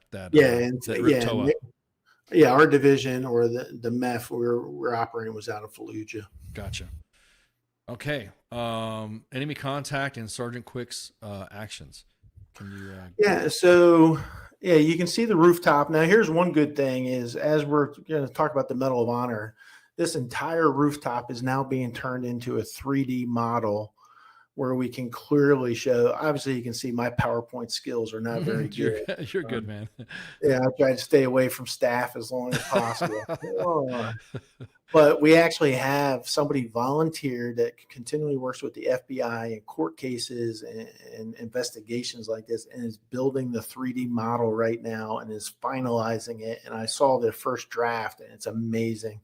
So it'll clearly show all the actions. But this is basically a rooftop. It's almost two houses back to back, like two rooftops with two stairwell entrances, one on the bottom, one on the right there on the main house they were operating in. You have 4 American soldiers on the rooftop. Sergeant Quick on the top right there is using his machine gun to provide overwatch. We have Sergeant Rodriguez de Jesus behind him and Sergeant Barr. And then on the bottom, we have Sergeant David Wall, which is really acting as the sniper or the marksman up on the rooftop. And then we had 3 soldiers down with the family or protecting the ground level and first floor. The platoon sergeant, Sergeant Olenek, Specialist Herod, who was our medic for 2nd Platoon, and then Specialist Ruiz Soto, who's just a workhorse of a beast, who did great work.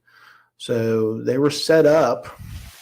And the problem they were having is most of the Iraqi rooftops are flat, and then you'll have a wall around them. And you're trying to make a loophole where you can see and shoot through without, letting people know you're there. And we would have hand chisels to try and get through. We'd be hammering quietly with a chisel or having one of those hand crank boring chisels, whatever. And they couldn't get through to it. They couldn't get through the wall. So after, an hour or so in the middle of the night, they made a decision to drape rugs and stuff that the Iraqis would hang out to dry, and then sort of use that through some gated areas up there on the roof to try and look through. So they couldn't get through the wall to make their sniper loopholes. But the 4 of them were on the wall, and then when you take over a house in the middle of the night, it's all good. Morning comes, kids need to go out and play, business happens, etc. But when you don't see a family coming out of the house, it's typical that something's going on in the house. And this family had kids, a wife and a husband, and we have them in a room safely secure and protected. So we would call like a soft compromise. If we could make it 6 to 8 hours from the time we set up, that was a pretty good mission before people started to realize something's going on with the house. But a soft compromise, you have a decision to make. Do you stay in the house? Do you have the overwatch from the other team to protect you? How are you mutually supporting each other? And is there enemy activity? Well, what you can't see on this picture is the red arrow that comes from right to left is the direction of the attack. Mm-hmm. But on the satellite photo, there's another house there with a small gap in between. Yeah, you can see it on the bottom right. Mm-hmm. If you look at the house that's just above it, you got rooftops upon rooftops upon rooftops, and there's gaps in between those houses that you can get in between. And our mutually supporting team was in another location, and they're focused on the road and the front side of the protection, not that back side. So soft compromise happens. Basically, the family's not coming out. You start to hear some enemy activity in the area. There's 46 attacks a day. So there's stuff always going on. Mm-hmm. And then how is it close to you? And then a hard compromise means there's an attack, and you either have to be prepared to defend or extract. So they had a soft compromise. They thought they were trying to make sure everything was okay.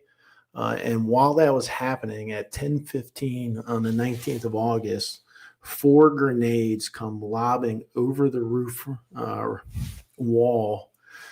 3 of them towards Sergeant Sergeant Rodriguez and Sergeant Barr. That top area is 3 grenades. Mm-hmm. And then 1 grenade comes down towards Sergeant Wall. They can't know where those soldiers are. They just lobbed them over the wall. Right. So if you look at Sergeant Quick's position on the right, top right there, he is right next to the stairwell. Yeah. So 3 grenades come over in between those 3. Sergeant Barr sees the grenades come over his position and starts yelling, "Grenade, grenade, grenade." At the same time, 1 grenade goes towards Sergeant Wall at the bottom. Sergeant Wall flips over a table that he had a sniper weapon on and starts to seek cover. Sergeant Barr yelled, "Grenade." He starts to seek cover, and Sergeant Rodriguez de Jesus was off gun or off shift and was trying to catch some, shut eye as Barr's waking him up to take cover. Sergeant Quick could have easily jumped into that stairwell or gone down a stairwell to safety, but he turned around almost 180 degrees and jumped towards and on those 3 grenades out of those, 3 out of the 4 grenades. Explosions go off almost simultaneously. And when everybody starts to, you can just imagine the concussion, the smoke, the fog, the confusion. Yeah. As everybody starts to flip back over and see what's going on. Sergeant Wall is injured. He's bleeding down his left side and his legs in pain. Sergeant Barr's in pain, and Sergeant Rodriguez is complaining of severe wounds in his back and legs. Meanwhile, they realize that Sergeant Quick sacrificed himself to save them by jumping on those 3 grenades or toward those 3 grenades, and he had safety right in front of him. So he saved their 3 lives by taking the main, brunt of the damage, Right. which ended up taking his life. Was he wearing any of his? I mean, like he was in position already wearing his PPE and stuff. So he really took the brunt of it, like the whole thing. And Sergeant Rodriguez and Barr, you said one of them was getting some Z's, so he had no PPE on, right? He had nothing. No, they didn't. Oh no, there's if anybody knows me, one thing they'll tell me I was an asshole. Yeah, no, PPE outside the wire is always PPE outside the wire. Yeah. I didn't give a rat's, but if it was 120 degrees, we wear our gear and we wear it. They had their gear, but you can imagine Sergeant Quick. And I wish I had the pictures. We're still trying to see. We had pictures of his actual gear and the stuff. Mm-hmm. But you saw the damage on the front of all his gear. And Yeah. you can tell he was right on those grenades and next to it. We just don't have those pictures anymore. After the incident happens and they start treating, when was it that everyone realized that he had Yeah, so Sergeant Barr immediately got on the radio or the ICOM radios down to the platoon sergeant, and it was like, "Hey, we need evac and we have casualties." So Specialist Herod and Ruiz go running up while Sergeant Olenek starts calling the evac, starts calling the reports, as you can imagine, fire and maneuver. Right. Meanwhile, we have to now repel the enemy attack as they're starting to mass on this building. So Sergeant Barr is treating or ignoring his wounds and taking up the machine gun position and repelling the enemy. Sergeant Wall is basically putting on a tourniquet himself, ripping off his gear initially to find the wounds entry and exit that's under his armpit as he's bleeding profusely. And Sergeant Rodriguez is screaming in pain and saying he can't feel his legs. Meanwhile, our young medic, his first deployment, is coming up the stairs and has to react to this. So, I had 4 NCOs on that rooftop. We're going to talk about Sergeant Quick, but just the other, Sergeant Wall and Sergeant Barr treating themselves, knowing to, repel the enemy and then treating their battle buddies is just amazing in itself. That leadership just took over. For sure. But Sergeant Quick, when Herod, our medic, comes up, Matt Herod, when he comes up the steps, Sergeant Quick basically died in his arms as he was trying to treat him. And then Sergeant Olenek calls the reports, gets up there as Ruiz is taking casualties down. and Sergeant Quick, passed up there on the roof. God bless him, man. Yeah, there's not one bad word anybody will ever say about Marquees Quick, if from the time they've ever met him. People will cuss me out all day long, but I'm telling you, Marquees Quick, not only a hero there, but that was a great man and leader in our unit. And his wife also. His wife worked in finance. So Sergeant Quick was my driver when I first took over as first sergeant. So between Sergeant Quick taking care of everybody's actions and then calling his wife to take care of our finance action, I promise you, our soldiers always got paid correctly. Right. It's like there was never an Army team to be exemplified. It's right Yeah. there. Yeah, it was amazing. So at 11:15 hours, casualties from COP were evacuated back to COP Grant. Did you guys continue to get attacked while you were evacuating out? Yeah. So not only that, so again, like Reagan Barr, who's now a major in the Army, is ignoring his wounds, the adrenaline and everything else. Right. The Bradleys show up. And again, I hate saying it like this, but if you watch the movie Warfare, you know exactly what happened. And it's in almost the exact same sector. This happened like 2 months before theirs. And they start to put him in the Bradleys. Sergeant Oynek puts Ruiz Soto in the Bradleys because he was basically carrying all these big men down, up and down the stairs. Right. He gets in the Bradley. And then they don't have room for the rest of the team. So not only that, the Bradleys are now moving towards the field hospital where I am en route to. And we have soldiers running dismounted along the Bradleys to get to Cop Grant. They get the Cop Grant. The other platoon was collapsing positions. They get to Cop Grant, and then they jump in their vehicles to try and get back to Ramadi or Camp Ramadi. So they can, see their soldiers and get checked out. And on the way back, they have now RPGs flying over. Travis Meyer will tell you in the chat. Right, exactly. I was about to say. Gunner. Yeah, he's a gunner, and RPGs are flying by him. And then 3 consecutive IEDs go off, and nobody was technically wounded, even though we now know about TBIs and everything else. Right. Travis Meyer went through that crap. As a gunner with the heat and flashes and IEDs and RPGs just flying around him. It was a coordinated attack, and they knew the routes we would leave because that was the most used routes for evacuation. And to sustain that all the way, this was all within the span of from 11:15 to 14:51. Yeah. So it's correct. like just over lunchtime, pretty much. Correct. That all these events were happening. RPG attack, 2 IED attacks, react to contact. Holy shit, man. I couldn't even, I've seen it, being deployed, but damn, dude, it's just to see the sequence of events happening in such rapid succession. I just find it incredible that no other casualties happen. You know what I mean? That's just, no, it's absolutely. And then when you get back to the field hospital, they're like, "Hey, Barr, you're limping." And they pull off his boot, and he's got fragments in his foot and his heel. Now, he doesn't want anybody to say, but I'll say he also had some fragments in his ass that they found. So he got the $1 million wound in his butt. But the adrenaline, he evacuated. He stopped an ambush, which could have been deadly on those 7 men after that.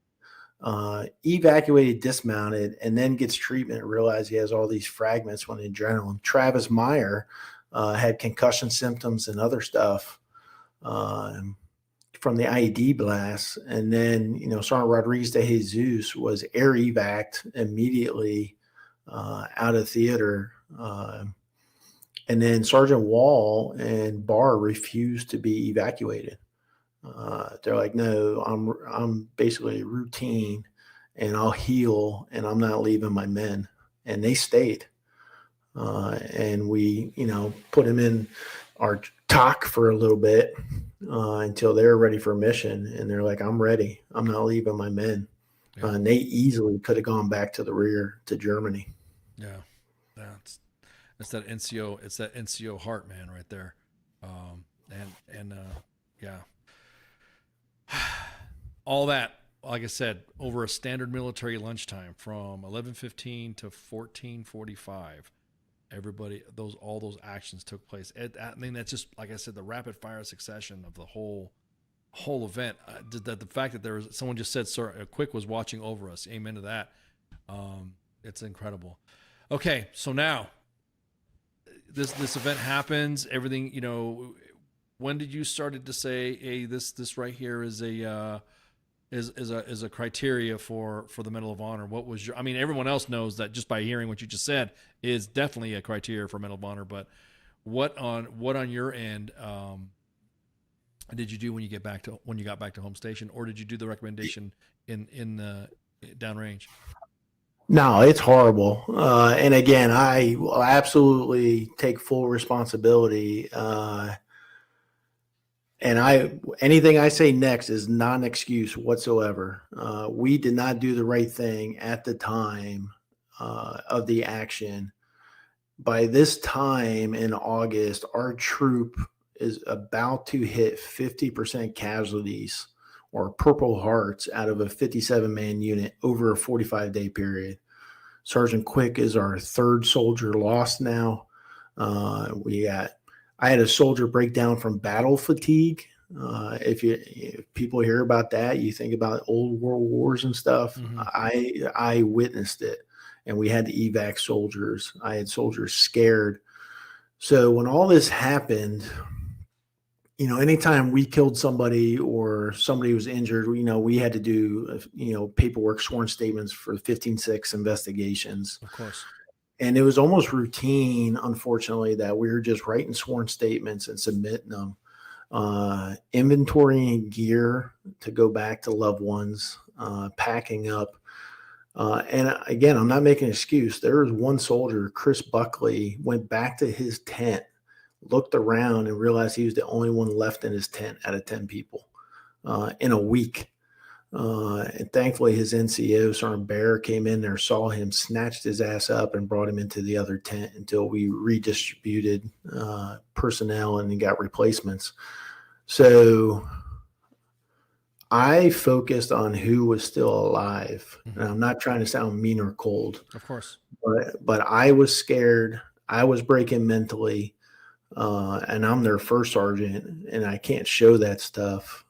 And I saw fear on faces, soldiers hugging each other when they came in the gate that they survived.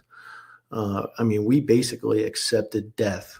And my mom hated when I explained it that way. But that was the easiest way to say it. We accepted that we were going to die. And we don't say no to missions. And because of all that circumstances, the soldiers were back on mission in a couple of hours. Mm-hmm. People don't realize 1st Platoon was going back on mission with 2nd Platoon in support immediately after this incident. So we filed the sworn statements, and I never thought about it again. I focused on what was ahead. And then when we returned to Germany, we were extended again. This is my 2nd deployment, again extended. So we were extended an extra 2 to 3 months on top of our 12-month deployment. I think we did 15 months in that one. Mm-hmm. And when we got back, we deactivated. So within 90 days, our unit was gone. So, and then you try and live life. Like the Army's like, hey, Dan, you're doing a great job. Let's promote you to Sergeant Major. And meanwhile, I'm just a mess internally. And you start living your life and trying to survive. And 2 years ago, I got not pushed. People said, you need to write this stuff down, because I would tell stories at conferences and other stuff, most of them funny stuff. Mm-hmm. And every once in a while, I tell these sad stories, so these soldiers never forgotten. And they're like, you need to put this in a book. So 2 years ago, I sat down in one weekend and wrote a whole bunch of these stories, and I wanted it to be factual and actual, the truth, nothing hidden, brute honesty of what it was like. And I reached out to everybody to make sure they're factually correct. And Sergeant Olenek had the original sworn statement saved on his computer or disk. And he emailed them to me, and I read the sworn statements, and I lost my shit. I was about to say. Yeah, I mean, I was bawling. Yeah. I mean, I immediate rush of guilt coming over you. You know, how could I have failed this soldier when he did something so heroic like that? I mean, just a wave of emotions just flowed through me. And that started the process. Like, we have to fix this. And it's been 2 years. So, you know, remember, you're dealing with a spouse who's trying to survive 17 years after the fact and starting a life. You never forget, you grieve, but you do carry on. You have soldiers suppressing memories because they don't want to seek help, despite that they need behavioral health, right, et cetera. And then you're trying to rip the Band-Aid off again. So it was a very slow process. Like, hey, here's what I want to do, but we have to fix it. I have to fix this for this soldier. It's the right thing for us in America to see this heroism that our young Americans do for their country and their flag. And it took 2 years to get to me sitting down in front of you tonight. Well, I mean, this is the first step, brother. This is the step that I wouldn't say first step.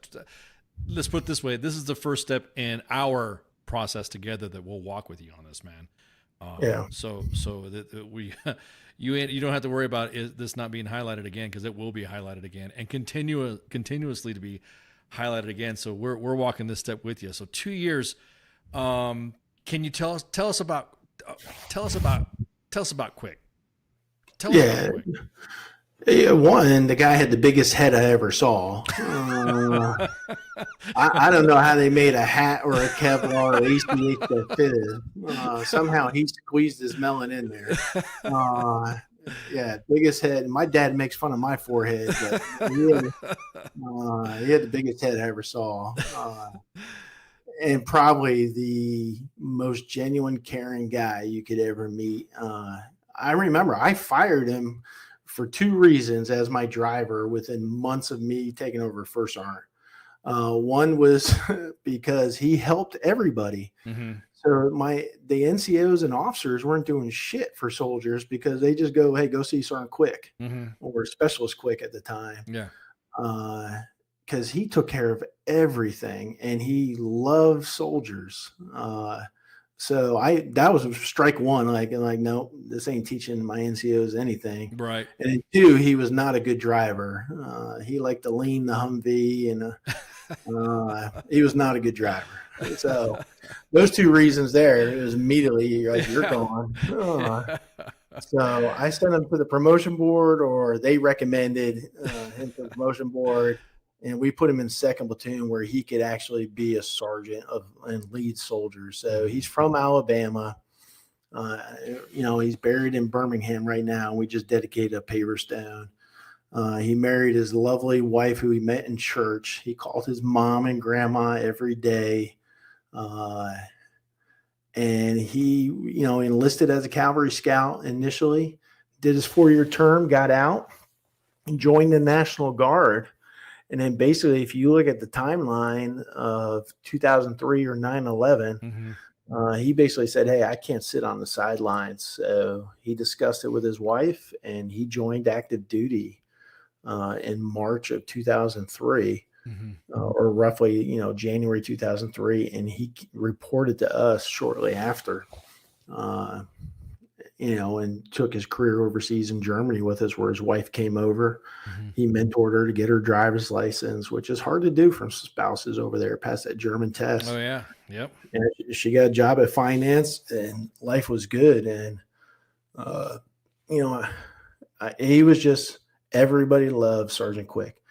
I say this honestly, when we did the memorial service in Iraq, we had a big fest tent, and unfortunately, we attended a lot of memorial services. Sergeant Quick, by far, had the most people I have ever seen in that fest tent. everybody stopped what they were doing to honor him. Everybody knew Sergeant Quick in the brigade. They loved him, and it was a horrible loss for our team. You know, any loss is horrible. Of course. Sergeant Quick cut deep, and it caused a lot of pain in our troop at that time. Definitely made an impact. So from there, once you've gathered all this information, you wrote it down, where were we at? I mean, what was the next process then to say, hey, this is some compelling evidence. This shit needs to get upgraded. What was this real quick? Sorry to interrupt. What was his award? What was his award before that? Is this an upgrade from what award? Yeah. So this is where it's delayed a little bit because of this. We originally started everything as an upgrade, and I have to update the website now. It technically is not an upgrade because we messed up again and did not give them a Valorous award. So when you die, you automatically get a Purple Heart and Bronze Star. It's automatic. And that's what we did. And we packed up his stuff and we went out the gate on the next mission, and we honored him. But because it was technically not a Bronze Star with Valorous device or anything, or a Silver Star, we are no longer requesting an upgrade, and the process changes now.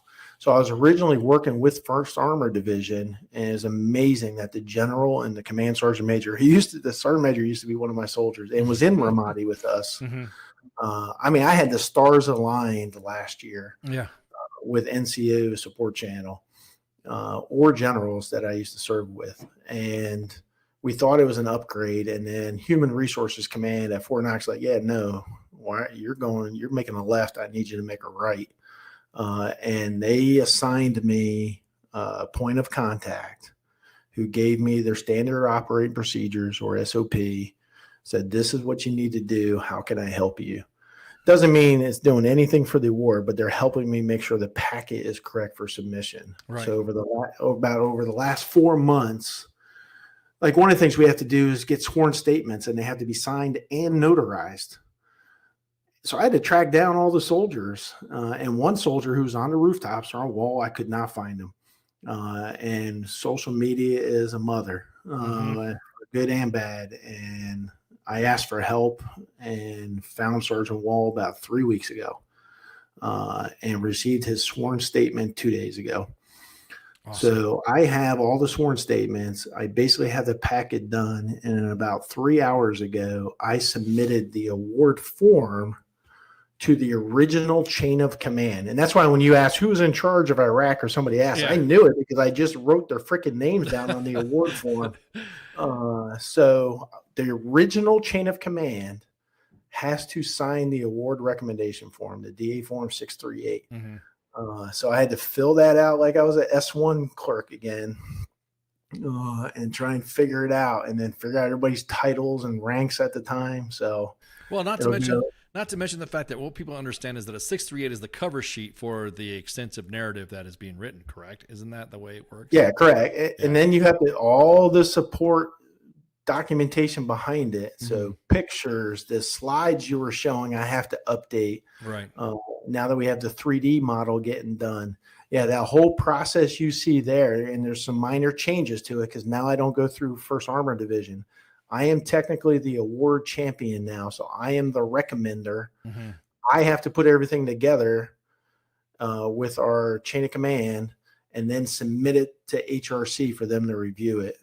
So I have every award documentation. Now, here's the good news. We already have congressional and Senate support. Right. I will not officially say their names because it's not locked in. They haven't signed the letters. But I promise you, we have the congressional and Senate leadership support enough because they have to ask the Army to relook this award. So that what we're basically doing is asking or recommending a first submission for the Medal of Honor. Right. Because of the time lapse, congressional representation has to request it to the Army leadership or Secretary of the Army. So we have that lined up. Once the packet is complete and that DA Form 638 signed is really the last piece of information I need, and I get that 3D model put together, I'll take the packet, give it to congressional representatives and say, hey, can you please sponsor this? Which they've already unofficially said yes. And because of the great support that people have had reaching out to representatives about this as this gets noticed, and then it'll go up to the Secretary of the Army. If they agree to relook this or accept it, then it'll go through the Army Awards Process Board up to the President of the United States if it reaches that far with the recommendations for the Medal of Honor. And they said that could take 6 to 10 months now because the current administration is pushing hard for all these. There's a whole bunch of recommendations out there for other heroic acts that they're working through right now. I remember when we did this push for All One Cash, the same thing. There were so many wickets to go through, and I'm just thinking that I think the way HRC is handling it, and maybe Zoltan in the chat's going to agree, that doing this as an initial is probably a lot better than an upgrade. Absolutely. You know what I mean? And HRC told me that they're like, Dan, it's good that you messed up in a way because initial is a lot easier because upgrade, you have to prove why it's an upgrade. Correct. Initial, I just have to show why I'm fucked up. I'm sorry. Messed up. You're not fucked up. You can say fuck, by the way. You're not fucked up, dude. I'll be honest, the 1st Armor Division took the brunt of a lot of shit. And as much, and like I said, I'm a 1st Armor Division alum, and I'm gonna tell you what, some of the stuff that I've seen, during the deployment, because like you were talking about some of the equipment in Kuwait, I was your guy in Kuwait making sure your stuff was redistributed when we left BIAP, when the changeover happened, and you guys had to pick up armored vehicles. It was a pain. It was a pain in the ass just for the first. It just seemed like the 1st Armored Division was just, everybody was just batting against them. Everything that happened that they were trying to do, whether it been the deployment, whether it been their equipment, whether it been replacements, and they just had to get extended. It just seemed like the 1st Armored Division took the brunt of that shit. So in all that, I mean, bro, you're doing it now. So that's the best part. We're gonna fix it. There's no doubt. And our brigade, our troop commander is an 06 still in the Army. And he's been fantastic. Our brigade commander retired as a lieutenant general, and probably he will email me back within an hour every time I send an update or ask. And he's like, Dan, this is what we can do to support, help. Right. I mean, it's a lieutenant general, who was there when I basically broke mentally when David Dietrich died. And he put his hand on my shoulder and he helped identify the body because I physically couldn't get up off the bench to do it because of the trauma of losing David and all those soldiers. It just hit me. Right. I mean, he's the man who stood up and was there. I mean, our brigade commander's right there. I know his wife doesn't want to hear this, but he was in the streets with us all the time and out with the soldiers in danger. He's like, what can I do to help? And he's the one who puts us in contact with the FBI artists, et cetera. Right. And we have contact to these, lieutenant general and generals that, MNCI and MNFI to try and get their signatures. So, and I say this, I know we talk smack about people. My buddy's the HRC Sergeant Major right now, but they reached out, and the Human Resource Command has been amazing. Right. I could never get orders where I wanted to go or do shit that I wanted, but HRC, I'm telling you, 1st Armored Division leadership, 1st Brigade, HRC, everybody has been amazing. I'm not blowing smoke. People know me. I don't bullshit. No, you don't. They've been amazing. Yeah, that's so. I can only trust that the leadership, when we submit this, makes the fair and in our minds the right decision. Oh, for sure. I mean, I think they will. Clear. I think they will, but especially with the processes, because we're down to congressional sponsorship and then Army boards review. Again, is that one time that HRC finally says something right by telling you it was good that you messed up? You know what I mean? It's like you're going initial I mean, because I remember All One Cash's stuff is so hard because it was an upgrade and all the stuff that went through. Yeah, correct. His took almost 10 years. Yeah. I mean, gosh, it was a long time. So, Ours, they're saying 6 to 10 months for us once I submit. Right. Yep. And do you have any other mentions you want to say of who else helped you out too on the outside, that way you can give them a shout out as well? Yeah, I mean, one is people like Jocko Willick from SEAL Team 3 Task Unit Bruiser, who we fought alongside, and I was on his podcast months ago, and he's like, Dan, whatever I can do to help you, awareness. So the social media influencers, yourself, et cetera, and these great leaders, I am forever in debt because once the packet's submitted, hopefully within 2 weeks, I'm hoping by Thanksgiving, I have officially notified that like, hey, it's in for HRC review. Right. The support has been amazing. And then the old soldiers coming back and reaching out to you, how they can help. And then, one of the goals is our 20-year Battle of Ramadi reunion is in January. We have over 800 people from our brigade attending. That's how important it was for them to remember this and the battles that we fought and the change we made. I don't think people realize you showed that picture of the red. Yeah. 2 months after we turned it over to the next unit, who I believe was 1st Cav or 3rd Infantry Division, one of those brigades, they ran a 5K race down the middle of Route Michigan, which ran down the middle of that city. A 5K race. I'm sure they didn't have all their PPE on running down there. That's how secure we made Ramadi when it was voted the 3 years in a row as the deadliest city in America. I was about to say, no shit, a PT run is what they did, a PT run. Yeah, they ran a 5K race down the middle of Ramadi 2 or 3 months after we left. That's what we did. So we paid a price, and we'll forever carry these, trauma and memories in our body and our souls. Amen. And our head will run rampant. But I promise you, the 1st Brigade and the Marines we're with and all the special attachments we're with, we made a freaking difference. And we changed it while we were there. Yeah, you did. And we went from that red to no red in 6 months. Yeah, you did, man. Yeah, you did. Yeah, I would say, Lord help them if we ever go back, man. That's, yeah. I always look back to some of the places that we were deployed to in Baghdad or in Kurdistan, and I look back and I'm like, man, you ever hear about the Vietnam veterans that like to go back to Vietnam and go back to where they were at? I don't know. Could you do that?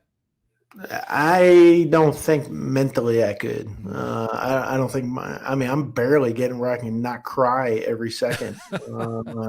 Yeah, thinking about those I served with and what we did. Right.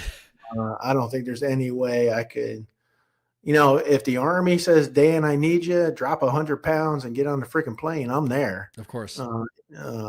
I will always defend our country. And if it means going back to Iraq, I'm there. But if you want me to vacation there or go check on the land I bought, it ain't happening. Yeah, exactly.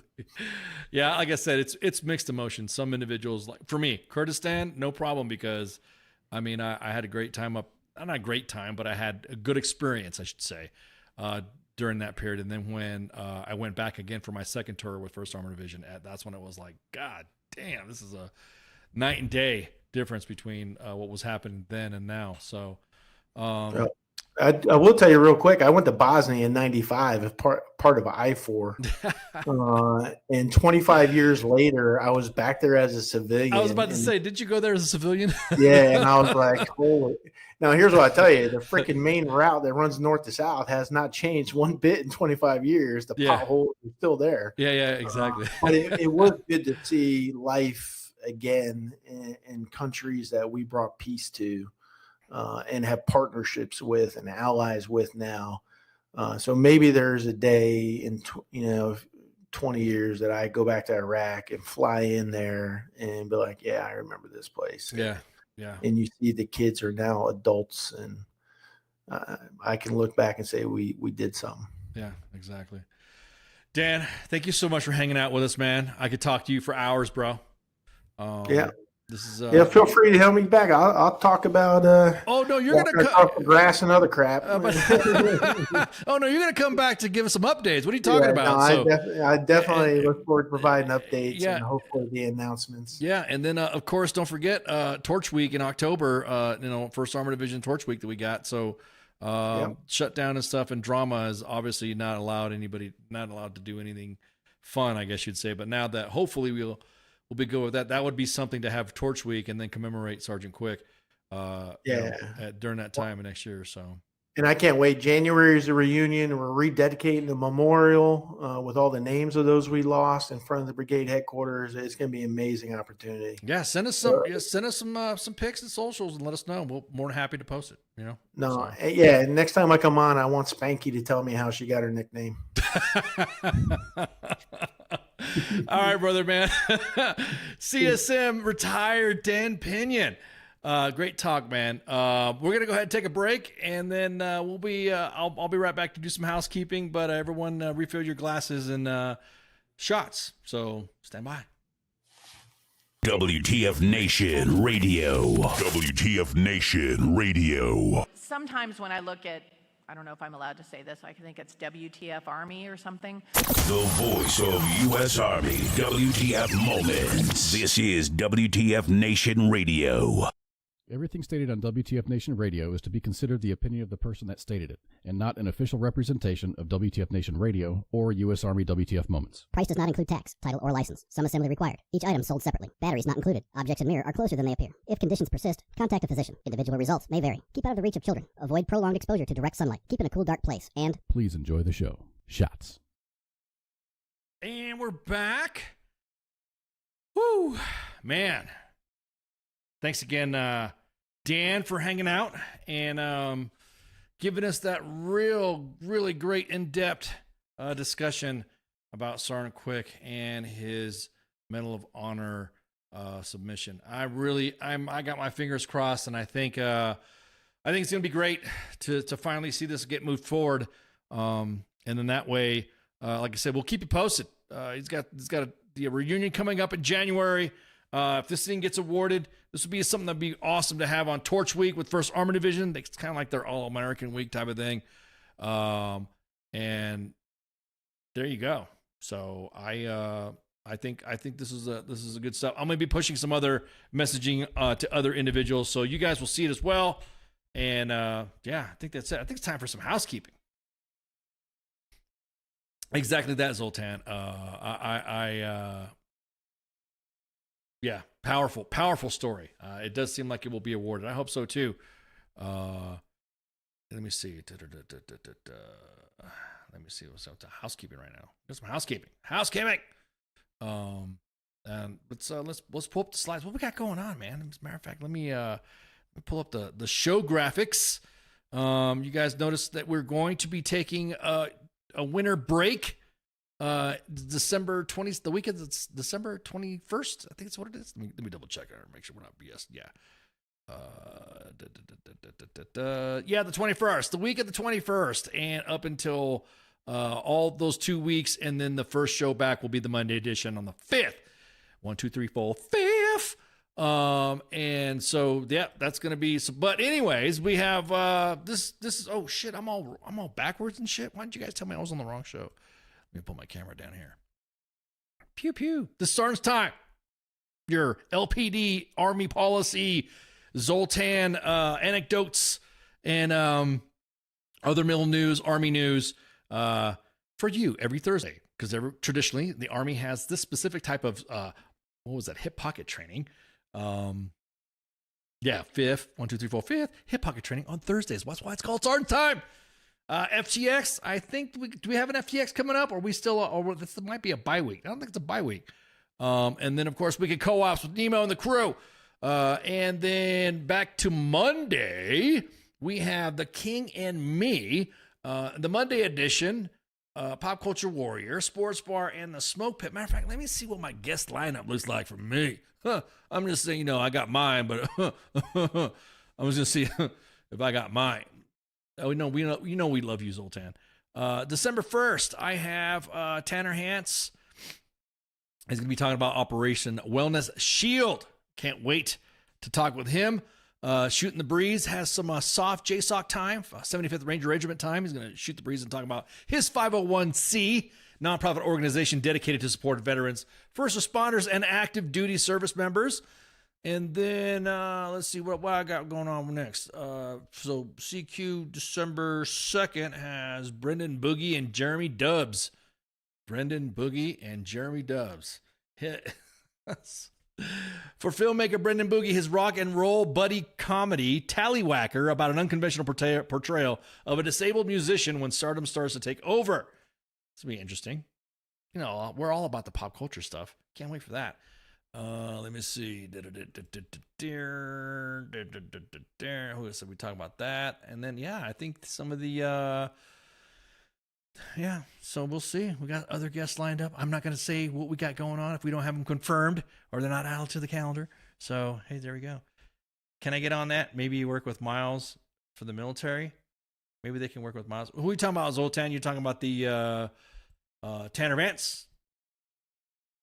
Tanner Hance, I should say. I'm sorry. Operation for nonprofit. Yeah.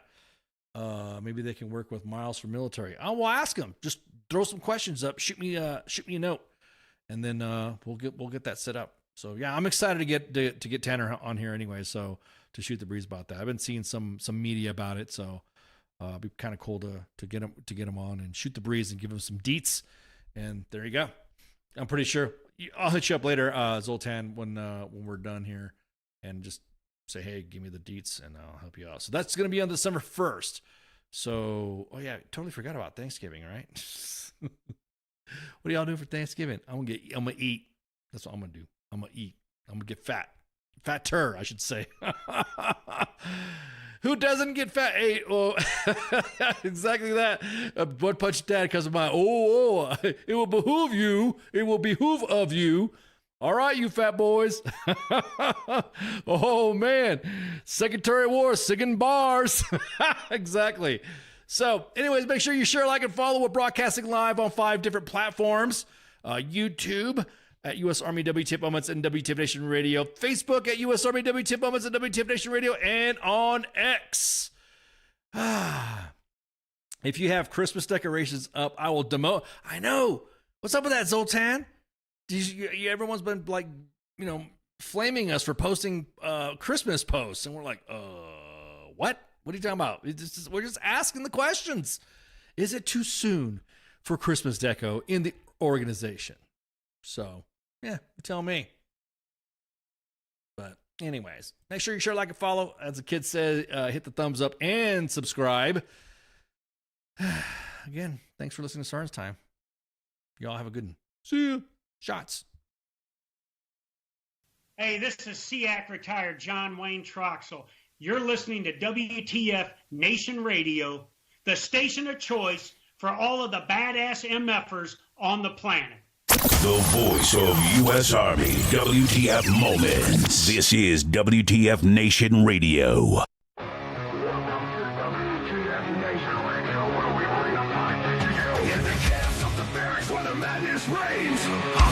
Orders driving us insane. ATF zero dark 30, no time to complain.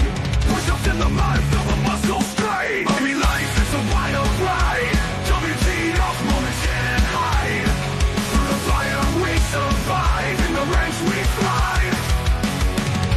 It's WTF moments in the Army's grind. Through the blood and sweat we find our kind. In the chaos and the fire we stand aligned. Warriors forged in the battle's bind. Hilltops in the desert, sandstorms in our eyes. Memories for breakfast, no room for lies. Rock watches through the night under starless skies. Brothers and sisters we rise. Army life is a wild ride. WTF moments can't hide. Through the fire we survive, in the ranks we thrive. It's WTF moments in the Army's grind. Through the blood and sweat we find our kind. In the chaos and the fire we stand aligned. Warriors forged in the battle's bind.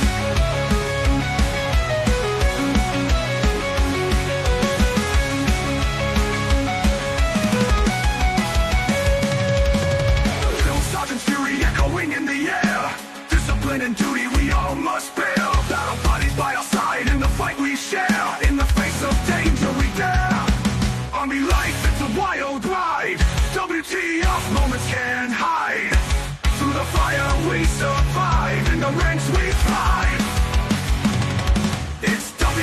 WTF moments in the army's grind. Through the blood and sweat we find our kind. In the chaos and the fire we stand aligned. Warriors forged in the battle's bind. Souls and firefights, adrenaline's rush. Silent nights, broken by the enemy's hush. Medics on the move in the heat of the crush. In the heart of battle we trust. It's WTF moments in the army's grind. Through the blood and sweat we find out our kind. In the chaos and the fire we stand aligned. Warriors forged in the battle line. It's a wild ride. WTF moments can't hide. Through the fire we survive. In the ranks we thrive.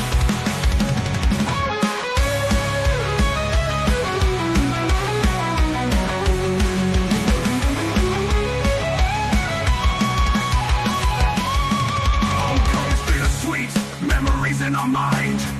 Brothers lost but never left behind. Army WTF moments in the stories we find. In the army's embrace, we're forever entwined. It's WTF moments in the army's grind. Through the blood and sweat we find our kind. In the chaos and the fire we stand aligned. Warriors forged in the battle's bind. Through the smoke and the flames we rise again. In the heart of the storm we find our sin. Battle buddies by our side, our men. In the army's legacy we transcend.